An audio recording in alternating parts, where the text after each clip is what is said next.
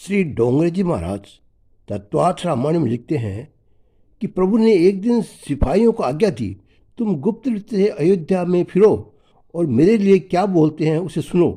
माता जी सगर्भा है। माता जी ने अगली रात्रि में राम जी से कहा, मेरी वन में फिरने की इच्छा होती है। सुबह प्रभु के कान में खबर आ पहुंची। एक सेवक ने आकर कहा, महाराज लोग आपका तो बखान करते हैं, आपके लिए सही बोलते हैं, परंतु माता जी के लिए बहुत खराब बोलते हैं। रावण के घर में माता जी रही, इससे बहुत निंदा करते हैं। माता जी के लिए तो इच्छा आवे वही बोलते हैं। आपसे इनको घर में रखा, इस कारण आपकी भी निंदा करते हैं। रामायण में लिखा है कि लंका युद्ध के बाद सीता माता ने अग्नि में प्रवेश किया।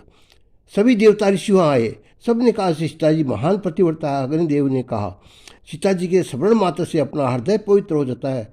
फिर भी एक अदम जीव था जिसने सीता माता की निंदा की। सही रीति से देखा जाए तो श्री सीता जी की जिसने निंदा की उसे फांसी की सजा देनी चाहिए।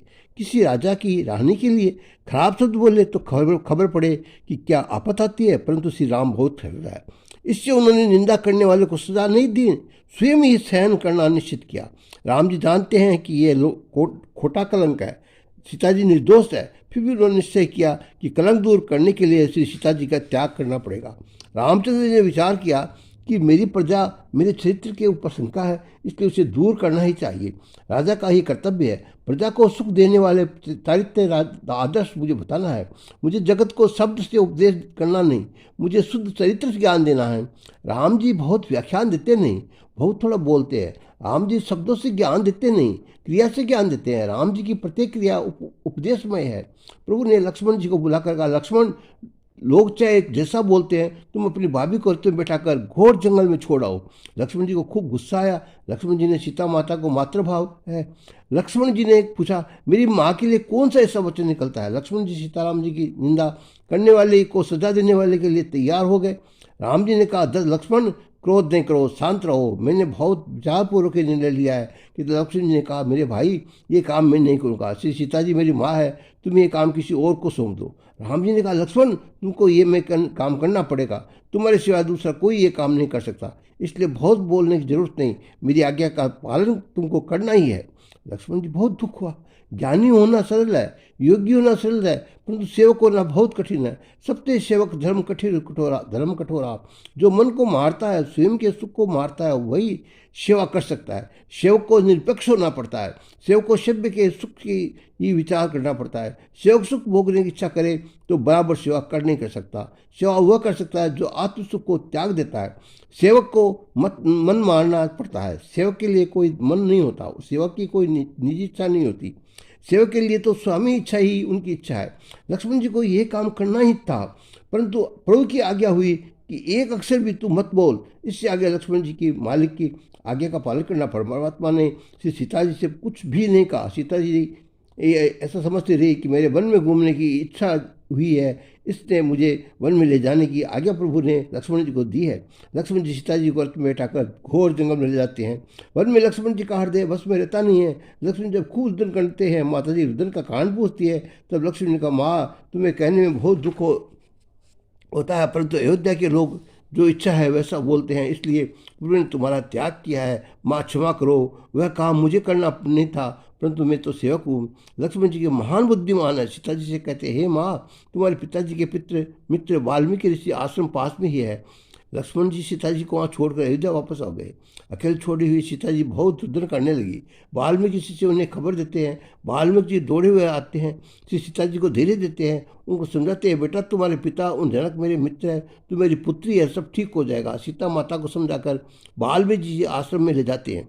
चक्रवर्ती सार्वभौम राजा श्री राम के दो बालकों का जन्म वन में एक ऋषि के आश्रम में होता है। इनके नाम है लव और कुश।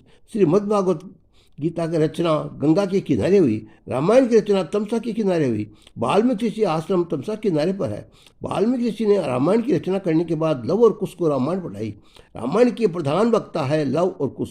रामायण की पहली कथा श्री राम जी के दरबार में होती है और राम जी के दो बालक लव और कुश ये कथा करते हैं। समाज तो दूतर घूमता है। राम जी ने 30 सीता जी का त्याग किया, ये बहुतों को सहन हुआ नहीं, परंतु किन्हीं को सहन न हुआ, जिनको ये सहन नहीं हुआ वे कहते थे कि सीता जी का त्याग करने की जरूरत नहीं थी, परंतु ये केवल इतना ही कहकर रह गए। किसी ने भी राम जी के पास जाकर नहीं कहा कि माता जी को घर में बुला लो, माता जी घर में नहीं पधारेगी तब तक मैं पानी नहीं पीऊँगा। प्रजा के ने राम जी के सुख का तनिक विचार नहीं किया, बाधा उठाई। केवल एक वशिष्ठ ने बोले, अकेले राम जी सिंहासन पर बैठे हैं, यह उनको सहन नहीं हुआ।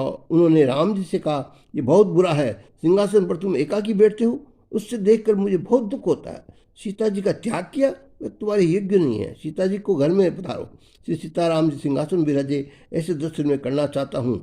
राम जी ने गुरु जी के चरण पकड़ कहा, आप इस विषय में मुझे कुछ कहे नहीं, मैंने जो किया है ये विचारपूर्वक किया है। राम जी के यज्ञ करना था, यज्ञ समाज में आरोग्य का साधन है, प्रजा को आदर्श बताना है। राम जी ने वशिष्ठ से सलाह पूछी। वशिष्ठ ने कहा, अकेले पुरुष अथवा अकेले स्त्री यज्ञ करने का अधिकार नहीं है, यज्ञ तो पति पत्नी दोनों साथ बैठे हो तो ही हो सकता है, तुम सीता जी को पधारो तो ही यज्ञ होगा।